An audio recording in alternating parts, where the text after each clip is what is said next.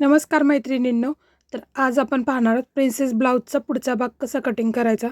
तर पहा, पाठीमागचा भाग अर्धा इंचावरती मार्किंग करून हुकलूक पट्टी सोडलेला आहे. त्यानंतर आहे तसा पाठीमागचा भाग भाग ठेवून पूर्ण आखून घ्यायचा आणि त्यानंतर आपण पुढच्या भागाचं मार्किंग करणार आहे. तर खालच्या कमरेच्या साईडला उंचीमध्ये आपण अर्धा इंच वाढवून घेणार. पुढच्या गळ्याचं मार्किंग करून घेणार. टक्स टाकायचा आहे. तर 3.5 इंचावरती आडवा टक्स आणि उभा टक्स टाकून घेतलेले पहा.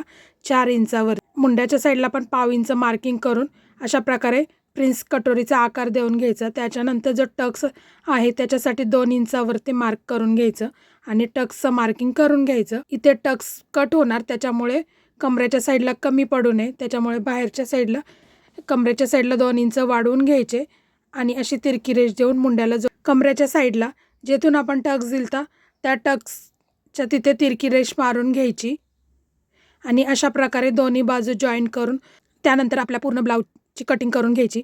अशा प्रकारे आपण प्रिन्सेस ब्लाऊजची फ्रंट पार्टची कटिंग करू शकतो. तर चला, व्हिडिओ कसा वाटला? व्हिडिओ आवडल्यास लाईक, शेअर आणि चॅनलवर नवीन असाल तर चॅनल सबस्क्राईब करा. धन्यवाद.